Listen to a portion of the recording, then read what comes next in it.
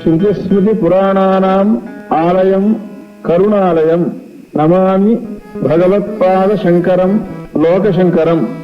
अपार करुणा सिंधुं ज्ञानदं शांत रूपिणं श्रीचंद्रशेखर गुरुं प्रणमामि मुदान्वहम्।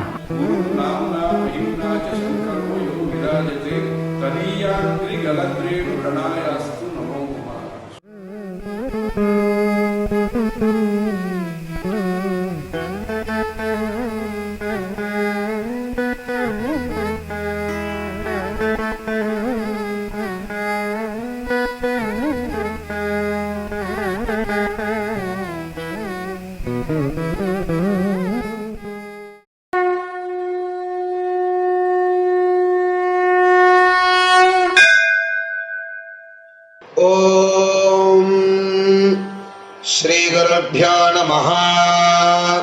हरिः ओम। आनोजने श्रवयदैवाना श्रुतं मे मित्रा वरुणा हवेमा इमा रुद्राय स्थिरधन्वने गिरः क्षिप्रेशवे देवाय स्वधाम्ने अषाढ़ाय सहमानाय मीढुषे दिग्मायुधाय भरदा शृणोतन त्वादत्तेभिरुद्रशन्तमेभिः शतगोहिमा अशीय भेषजेभिः यस्मद्वेषो वितरं यगोहः यमीवागश्चादय स्वाविशूचिः अर्हन् बिभर्षिमानस्तोगे आदेवि धर्मरदागं सुम्नमेतो मानसौर्यस्य सन्दृशो युयोधाः अभिनो वीरो अर्वति क्षमेत प्रजाये महिरुद्र प्रजाभिः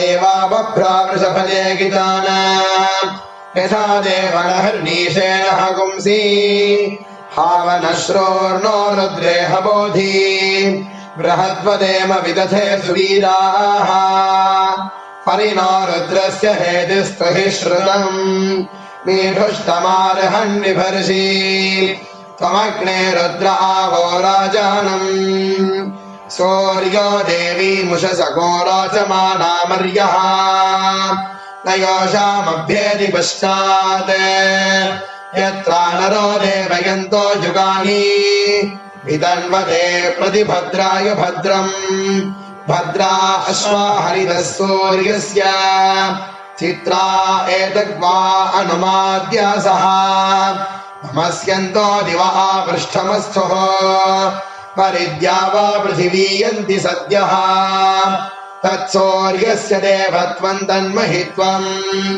मध्याकर्तोर्विदतको सन्तुभारा यदेदयुक्त हरितः सधस्थात् आद्रात्रिवासस्तनुते शिवस्मै तन्मित्रस्य वरुणस्याभिचक्षे सूर्योरूपं गृणुते द्योरुपस्थे अनन्तमन्यदृषदस्य वाजः कृष्णमन्यद्धरितः संभरन्ति अद्या देवा उदिता सूर्यस्य निरगोहसः पिबृतान् निरवद्यात् तन्नो मित्रा वरुणो मामहन्ताम् अदितिः सिन्धुः पृथिवी उदद्योः।